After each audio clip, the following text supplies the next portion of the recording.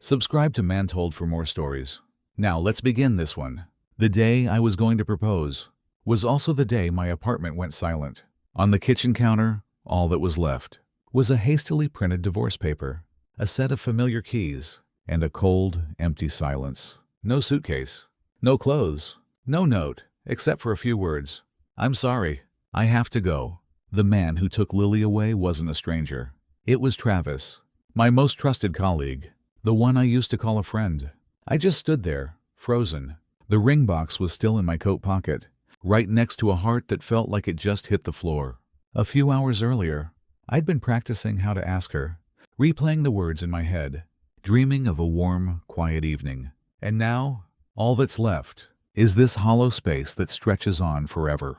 The place I knew so well suddenly felt like someone else's. The ticking of the wall clock sounded like a countdown to the moment my life came undone. I picked up the divorce paper. Her signature trembled on the page. My hands, completely numb. It all happened so fast, I couldn't even catch my breath. I opened the ring box. That cold piece of metal reflected on my face. Meaningless now, I couldn't make sense of it. We had 10 years together. 10 years, and just like that, in one day, she chose to walk away with someone else, leaving me on the outside of my own life. People say betrayal hits like an explosion, but to me, it was quieter than that. It was like being locked in a room, listening as one door after another slams shut, until you're left alone with nothing but four walls. That night, I sank to the floor, my back against the kitchen cabinets, the ring box resting in my hand. The dark swallowed everything, except for a dim yellow light in the corner, and the emptiness that crept into every beat of my heart. I kept thinking, if only I had come home earlier, if only I'd noticed the signs sooner, maybe things could have been different. But no, it was already too late. I didn't know it then, but that piece of paper was just the beginning. What came after was even longer, and it hurt even more. It wasn't just love I was about to lose. It was my work, my name, and whatever trust I had left. That night, I lost Lily. I just didn't know I was about to lose so much more. My name is Devin. I'm 38. Before the day Lily left, my life was simple. By day, I worked as a project manager for a construction company in Dallas. At night, I'd come home to a small apartment on the 10th floor, always with a warm yellow light spilling from the kitchen, and that familiar voice, "You're home." I thought those ordinary things would last forever. I met Lily 11 years ago at an architecture seminar. She wore a pale blue dress, nothing flashy, but her eyes made me feel at peace. Back then, I had just come back from months on a remote job site. She was still trying to get past the grief of losing her mom. Two lonely people holding on to each other, starting over with a morning coffee, a few walks in the afternoon, from strangers to close, from close to home. In 10 years together, we fought sometimes. We worried about money, but at the end of the day, the sound of keys at the door and seeing Lily frown at a cold dinner, that was enough for me. The only person I trusted as much as Lily was probably Travis, my coworker, 7 years working side by side. I treated him like a younger brother. There were nights we sat shivering in a shipping container at the site, eating cold sandwiches, redrawing blueprints by hand. Travis was easy to like. Quick, social, dependable. I even joked once, "If I'm ever too busy, Travis will look after you." I never thought those words would come back to stab me. The first signs started when Lily came home later, and later. At first, she said it was overtime. Then, she started putting her phone face down all the time. Weekends that used to be for groceries together. She said she wanted to go out alone. I did notice. There were nights I lay awake, listening to the clock tick, and asking myself, what did I do wrong? But then I brushed it off. After 10 years, everyone needs a little space, right? I trusted her. Then one Friday, a sudden storm hit. The site closed early. I came home soaked, carrying a bag of groceries. And there was Travis, standing in my living room. He had a folder in his hands. Lily came out of the kitchen, her hair still wet, her eyes wide, like someone just got caught. I stood at the door, didn't even close it. For a few seconds, the three of us just stared at each other. I came by to ask Lily to help review some paperwork, Travis said first, his voice a little shaky. I nodded, stepped inside. Suddenly the apartment felt smaller, hard to breathe. The scent of Lily's perfume was still in the air. The same scent that once comforted me now felt like it was choking me. I didn't ask anything. He left right after. Lily only said one short sentence. "Go shower. I'll clean this up." That night, I didn't sleep. For the first time in 10 years, the distance between us felt bigger than the room itself. A few weeks later, I was cleaning my desk. A pile of files slipped from my hands, scattering across the floor. Among the papers was a single document that froze me to the bone the moment I saw it. A divorce petition. On the line for the wife's name, Lily Carter printed clearly. No mistake. I just stood there, blank. I wanted to walk straight into the living room, throw that paper in front of her, and yell, "Why? Say something." But nothing came out. Only one thought stayed in my head. If I ask, that will make it real, and I'll have nothing left to hold on to. So I stayed silent, like a coward. From the day I found that divorce paper, I changed. Everything around me looked the same. But between us, there was now an invisible wall. Dinner got shorter. Lily no longer talked about work or the small random things she used to share. All that was left was silence, and sometimes a faint smile at her phone screen, as if she forgot I was sitting right there. I didn't ask. I was scared. Scared that one single question would make her nod, and everything would collapse. She started coming home later. There were nights I called, and she said she was working late. But in the background, I could hear music and voices, and something cold crawled up my spine. One Saturday night, she said she had to go back to the office for some files. I stayed home, staring at the apartment around me. Everything was still in its place. Her heels lined up neatly, the books stacked on the shelf. But in all of it, I only felt emptiness. I opened the kitchen cabinet and saw the salt jar, untouched for months. That's when it hit me. We'd been drifting apart for a long time. I just refused to see it. Work wasn't any better. Travis suddenly got assigned to a big project. The same project I'd been working on for months. People at the office started saying he had someone pulling strings for him. I tried not to think about it, but the feeling of being pushed out, at work and at home, was getting harder to ignore. Then one morning, Lily forgot her phone on the table. A text popped up. "See you tonight." From Travis. I froze. My hand trembled. The phone buzzed one more time, then went silent. I put it down, walked away as if I hadn't seen anything, because I knew if I opened that message, there would be no way back. After that, I lived like a shadow. Every night I lay there, listening to the slow turn of keys at the door. But the feeling of waiting was gone. And then one night, she didn't come home. The apartment was silent, only the ceiling fan spinning above me. I sat at the table, staring at the empty chair across from me. The phone said, "Call failed." For the first time in my life, I finally understood what it means to be so alone. You can't breathe. The next morning, I still went to work. Travis walked into the meeting room with a calm smile, as if nothing had ever happened. I looked at him, then lowered my eyes. I didn't even have the strength to ask. That afternoon, Lily called. I haven't been feeling well these days. I'm staying at a friend's place for a while. Don't worry about me. I wanted to ask, which friend? Why can't you just tell me the truth? But the words got stuck in my throat. All I said was, "All right, get some rest." 3 days later, I came home and found the door wide open. Not a break-in, just that everything of hers was gone. On the table, a folded note, a set of keys placed neatly beside it. "I'm sorry, Devin. I have to go. Please don't look for me." I just stood there, and in that moment, memories came rushing back. The first day we moved in here, carrying boxes together, Lily sitting on the floor, smiling so bright. Finally, our own place. Now, that room is nothing but empty. I stood there for a long time, still holding the ring I had bought. The cold metal cut into my hand, and from that moment on, I knew my life had split into another path.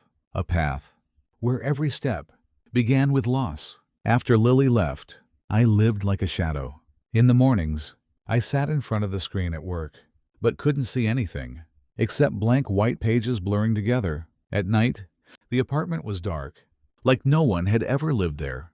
No laughter, no smell of food, just a cold, empty space. I kept telling myself, stay calm. It's going to be okay. But life never listens. A week later, an email from HR dropped into my inbox. Meeting with the board tomorrow afternoon. Please be on time. I didn't think much of it. Probably something about the delayed project. But the moment I walked into that room, I knew I was wrong. The air was colder than usual. At the head of the table sat the director. Next to him, the head of HR, and Travis. He looked at me and gave a slight nod. But his eyes, cold, distant, as if there had never been anything between us. The director spoke slowly. Devin, we've received a report saying you violated procedure on the Midtown project. We need your explanation. My heart sank. Midtown was my project, from start to finish. Every drawing, every number, I knew them all by heart. Violation of procedure. Impossible. I don't understand, I said, trying to keep my voice steady. All the documents were approved last month. The HR manager placed a stack of papers in front of me. I flipped through them. The signatures, the drawings, but so many of them had been altered. Basic mistakes, ones I knew would never appear in my originals. Cold sweat ran down my back. I looked up. These weren't done by me. The director leaned back in his chair and sighed. We'll be conducting an internal investigation. For now, you're suspended. Just one short sentence. And 15 years of work. We're wiped out. I glanced at Travis. He sat there calm, then shrugged. One small shrug. Enough for me to understand everything. They left the room. I stayed. Alone. The room felt too big to breathe in. When I finally walked out, the hallway felt endless. The sound of my own footsteps? Hollow. I didn't go home. I just drove. Through street after street, not knowing where I was going. I ended up in an empty parking lot. Turned off the engine. Sat there. In the dark, everything came crashing in. Lily's smile. Travis's text. His eyes in that meeting room. I dropped my head against the steering wheel and asked myself, what did I do so wrong? To lose everything. After that, I was just an outsider. No job site, no schedule. In the mornings, I signed papers in HR. In the afternoons, I went back to the apartment, sat on the balcony, staring at the faraway buildings. Every time my phone rang, my heart jumped, a part of me hoping it was Lily.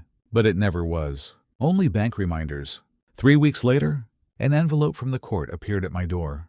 Thick paper, white, but as cold as steel. On the corner, in bold letters, 2 words that ended my old life. Lawsuit. I tore it open. Every line cut into my eyes. Freeze the joint account. Divide the assets. Dispute over the apartment. And in the list of witnesses, one name that drained the blood from my body. Travis Miller. I read it over and over, feeling like someone had pulled everything out of me. It wasn't just divorce. They wanted everything. That night, I sat alone at the dining table, papers scattered in front of me. I picked up my phone, hands shaking, and dialed Lily. 3 rings. 5. Then silence. I called again. This time, she picked up. Her voice sounded like a stranger's. Devin, I'm busy. If there's something you need, talk to my lawyer. Lily, my voice cracked. At least give me one reason. Why is it like this? There was a pause. I thought there would be an explanation, but all I got was one short sentence. I'm sorry. Then the line went dead. The apartment fell back into silence. One apology. Enough to cut through 10 years together. On the first day in court, I came early, sat alone on the bench. When Lily walked in, I tried to find something in her eyes. A trace of hesitation, a bit of regret. But there was nothing, only emptiness. White shirt, hair tied up, face cold as stone. Walking beside her was Travis, adjusting his tie, like he'd just won the biggest victory of his life. My whole body tensed up, and all I could think was, since when did friends learn to turn their back? Like this. That hearing felt like a play, and I was the only one on stage with no lines. I sat on the plaintiff's side, listening to Lily's lawyer. Read through every clause, every number, each word cut like a blade. In front of me, she was ice cold, not the same woman who had walked with me through 10 years of life. When it came to the witness, Travis stood up, perfect suit, walked to the stand, like he had rehearsed every step. His voice was calm, clear. During the Midtown project, Devin often lost control of his emotions. He was stressed, neglected his work, and once told me, "Nothing matters anymore." I believe that hurt the project badly. Each word fell, cold, sharp, like shattered glass. Our eyes met. I stared at him, searching for something. Regret, hesitation, shame. But all I saw was one cold blink. Then he looked away. In that moment, a memory hit me. Years ago, one late night, he had come to me trembling, with a wrong set of drawings. I covered for him. We stayed up all night, fixing every detail, to save that project. Back then, Travis looked at me with gratitude. And now, those same eyes used to bury me. Their lawyers showed emails, cut and spliced, to paint me as careless. Each piece of evidence was another nail, pinning me to that chair. I wanted to stand, to say everything, but my lawyer shook his head. I understood. Anything I said now would only make things worse. I stayed silent. Through the whole morning, when the court broke for recess, Lily walked past me with Travis. I looked at her, just hoping she would glance back. She didn't. Week after week, my life sank deeper. Bank accounts frozen, truck impounded for appraisal, cards restricted. Every morning, I woke up like someone living on borrowed air. The apartment got colder. At night, the wind hissed through the window cracks like grinding teeth. I curled up on the couch, blanket over my head, but the cold still got to my chest. On the 15th night after court, I sat on the balcony, looking down at the city. The car lights below streamed like glowing rivers. In my head, one old line from Travis echoed, "Don't worry, I've always got your back." I laughed, quietly. Yes, he did stand behind me, only to push. Before the second hearing, my lawyer said it straight. "Devin, if you don't have any evidence to fight back, you'll lose almost everything." I just nodded. No questions left to ask. On my way home, I stopped at the gate of the Midtown site. The steel gates were locked. Behind them, bare metal frames stood tall.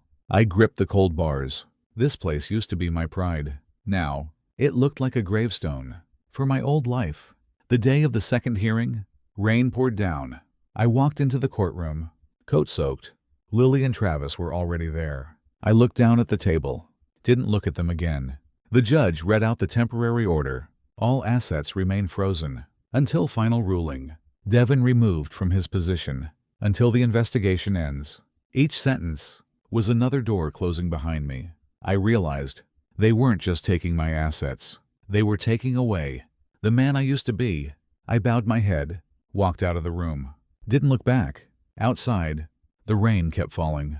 Cold water hit my face, mixed with salt on my lips. I let it. I didn't cover. I didn't rush. That night, I went home, sat down on the floor, clothes soaked, water dripping onto the tile. I opened a drawer, took out the ring I had bought, held it in my hand. The cold metal glinted on my face. I stared at it for a long time, then placed it on the table.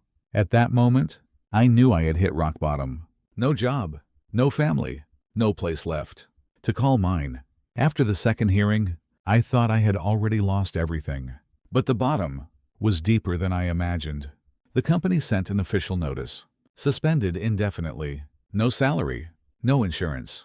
The day I came back to clear my desk, my employee badge wouldn't open the door. I stood in the lobby for a while, like a stranger, in the place I'd given over 10 years of my life. A young security guard followed me around. My desk had only a few things left. A chipped coffee mug, a couple of stained notebooks, and a photo of me and Lily. I picked up that photo. A memory flashed. The day Travis first joined the company, walking a step behind me, nervous and quiet. Now everything had turned upside down, and I was the one leaving. I put everything into a cardboard box. On my way out, the elevator doors opened. Travis stepped out, suit perfect, phone in hand. He froze when he saw me. For a split second, his eyes wavered, as if he was about to say something. But all he did was nod and walk past me. I nodded back and kept walking. Nothing left to say. After that, I stayed home more. My savings slowly drained away. The bank sent warnings, one after another. One afternoon, as I was picking up my mail, I saw the old neighbor from across the hall. She looked at me, hesitated to say hello, then didn't. In her eyes, I saw a pity. No one dares to speak out loud. Bright red warning on the letter. Property will be seized if payment is not made on time. I held that paper, leaned against the door, and saw my own bitter smile. In the glass, this apartment, the last thing I had left, was about to disappear. Every night, I couldn't sleep. The balcony was freezing. Down below, streetlights flickered, belonging to a world that no longer had anything to do with me. Some nights, I drank until I passed out on the floor. The ticking clock sounded like a hammer, hitting every second I had wasted. One afternoon, the phone rang. Unknown number. I answered. Mr. Devon. Tomorrow at 9 a.m. You are required to appear at the Internal Investigation Office for questioning. Failure to attend will result in this case being transferred to law enforcement. The man's voice was dry as sand. I clenched the phone, said okay, and hung up. The next morning, I went back to the company building, not the familiar meeting room. This time, they led me to a small gray room, smooth walls, white lights. On the table, a thick file, and 2 chairs. The air felt like it had weight. The man across the table opened the file. Mr. Devon, our investigation has confirmed irregularities in the Midtown project documents. How do you explain this signature? I stared at the papers. The signature looked exactly like mine, but shaky, off balance. A bad imitation. I didn't sign that. Someone forged it, I said, my voice hoarse. He didn't even look up. Do you have any proof? I let out a dry laugh. If I did, I wouldn't be sitting here. He drew a line on the paper and said, We will be handing this over to the court. Prepare yourself for the next hearing. The scratch of his pen on paper sounded like a blade on metal. I sat there, looking at those pages, feeling chained by my own name. When I walked out, the sun was scorching. I kept walking, didn't know where. Sweat ran down my back, and one question kept echoing in my head. What else is there left to lose? The answer came that same afternoon. On my door, a large notice from the bank. Property repossession within 30 days if payment is not made. I stood there, reading it. Each line painted another gray layer on a house that was already lifeless. I unlocked the door, went inside. The heat was suffocating. I turned on the fan. Its dry, hollow spinning was the only sound. I sat on the floor, my back against the wall. The room was empty. Memories of moving in flashed for a second, then vanished.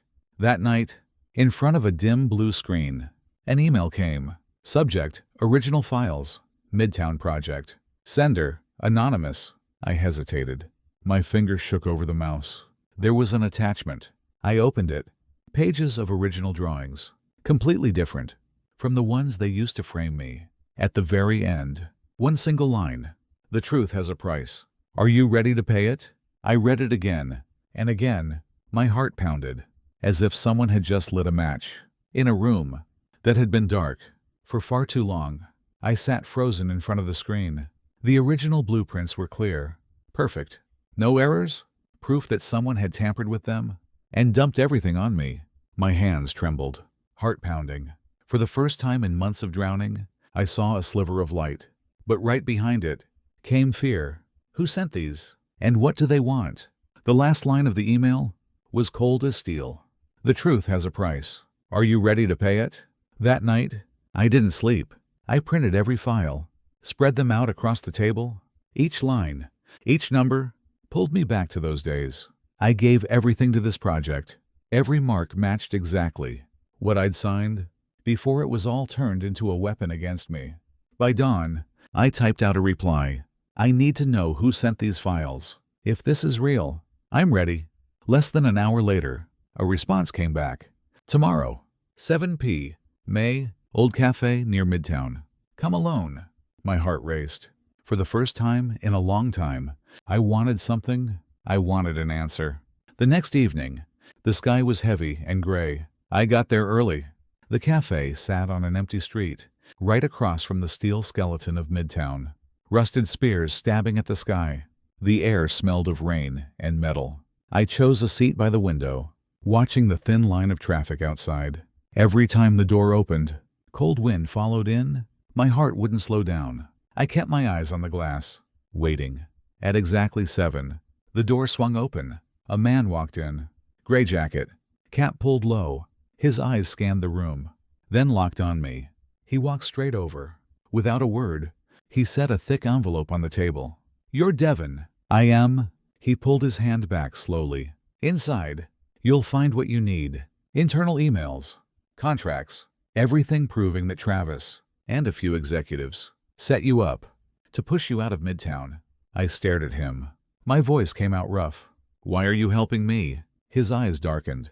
"Because I was once buried by them too, and I don't want to watch another man lose everything." He glanced around, then lowered his voice. "They won't leave you alone now. Be careful." Then he stood and walked out. Didn't look back. I opened the envelope right there. Inside were email chains.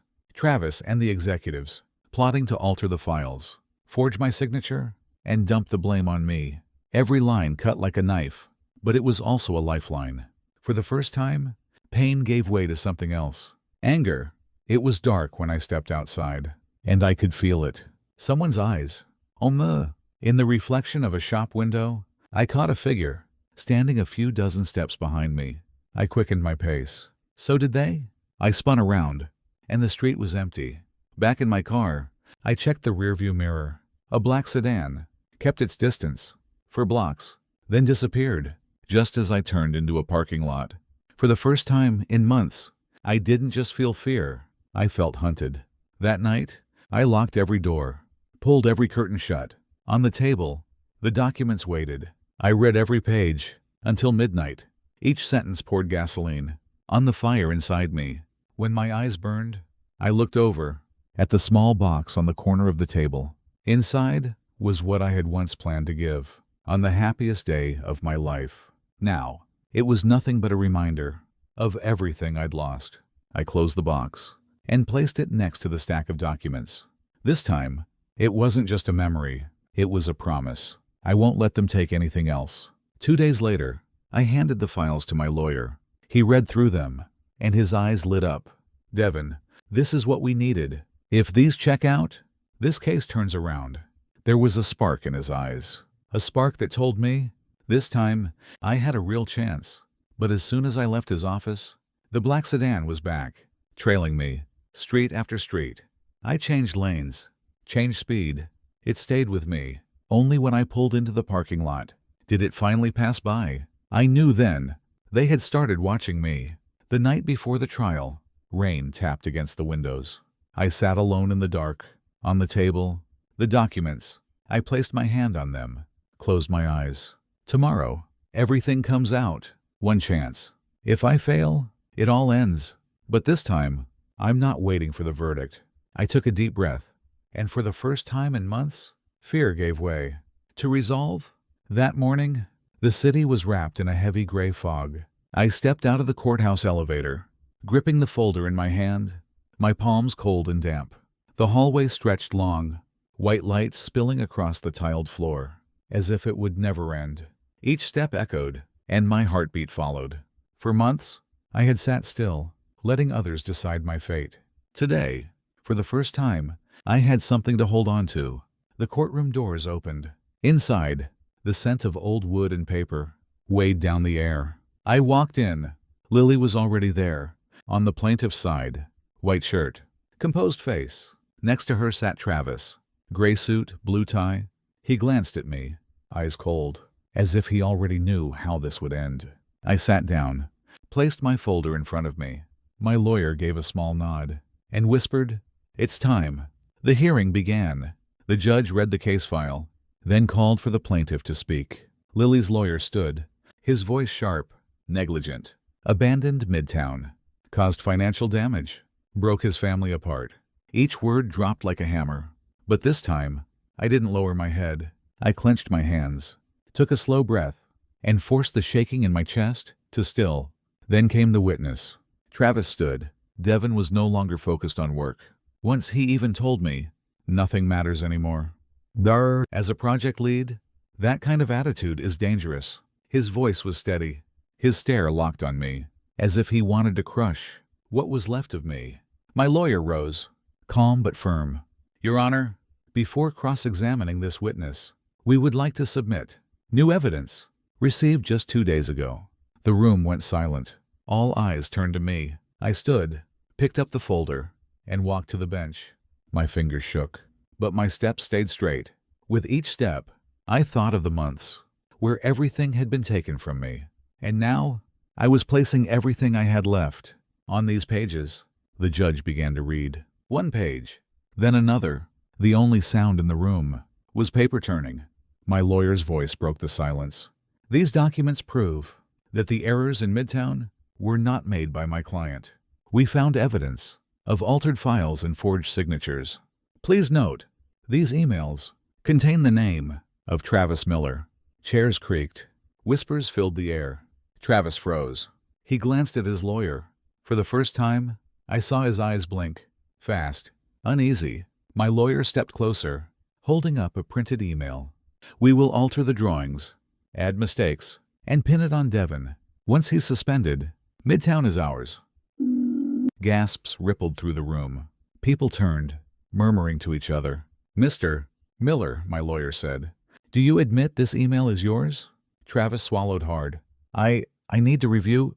This is a verified email from the company server. Are you still denying it? My lawyer's voice thundered. A bead of sweat slid from Travis's temple, down his collar. I looked at Lily. Her eyes had shifted. For the first time, she wasn't so sure. Her lips pressed tight, and she turned away from him. A crack formed between them. The judge called a recess to verify the new evidence. When I stepped out of the courtroom, the air was different. Whispers followed me. Some eyes, for the first time, no longer saw me as a man who had already lost.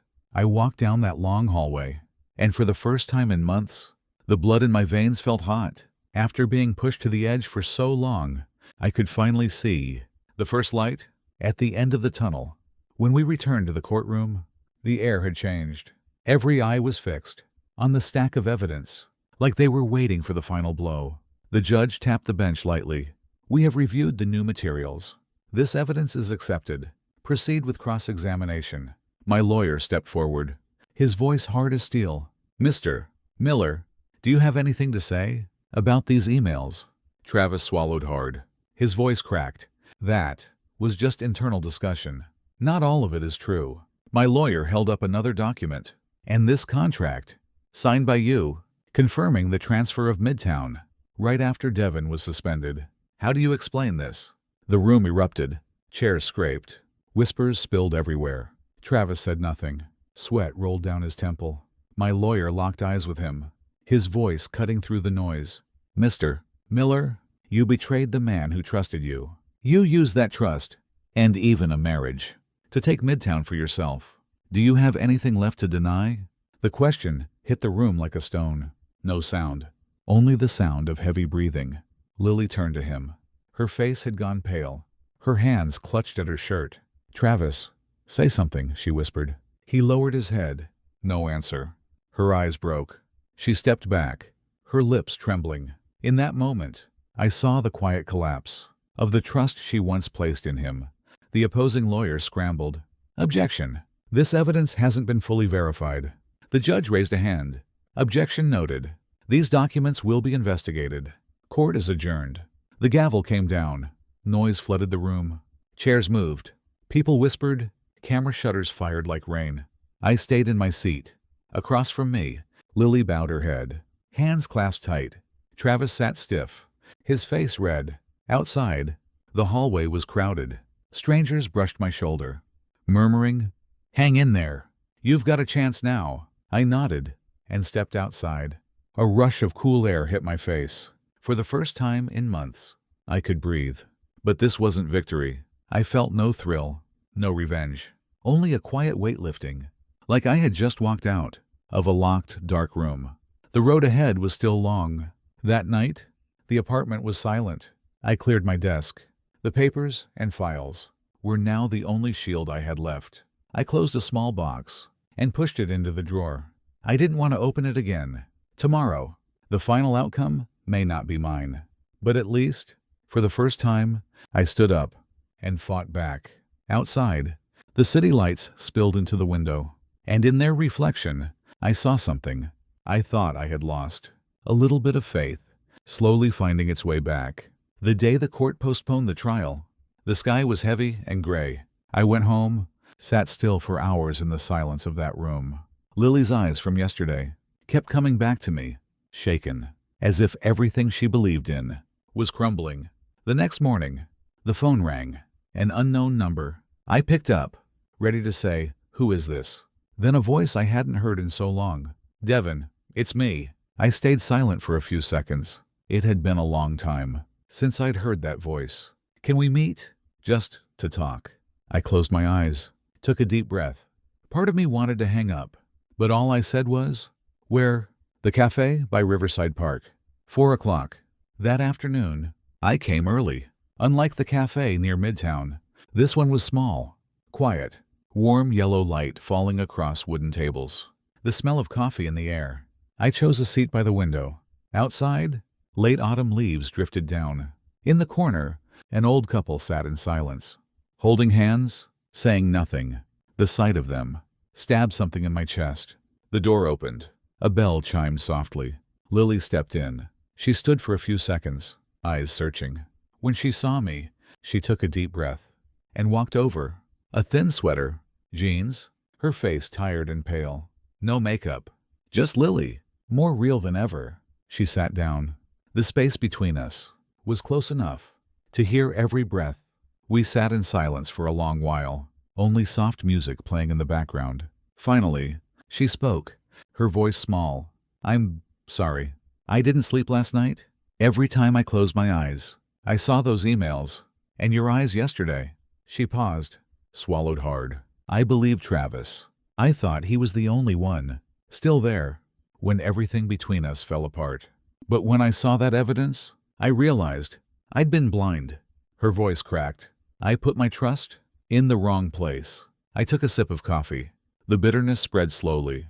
"Lily," I said, steady and slow, "you don't owe me an apology. What we lost is already gone." She looked up, her eyes red. I didn't want it to end like this. I turned to the window. The park outside was empty.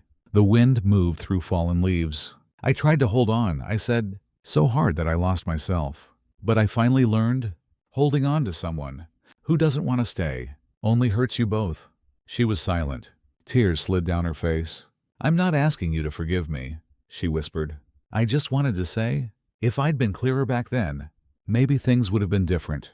I smiled faintly. Some things can't be undone. Maybe it's time we both learned to let go. We stayed there until the cafe was empty. No talk of Travis. No talk of Midtown. Just silence, filled with all the words we would never say. When we finally stood, Lily whispered, "No matter what, thank you for coming." I nodded. Her figure grew smaller among the trees. That night, an email came from my lawyer. "Next hearing in 2 weeks. The board will investigate Travis and Midtown's executives in full."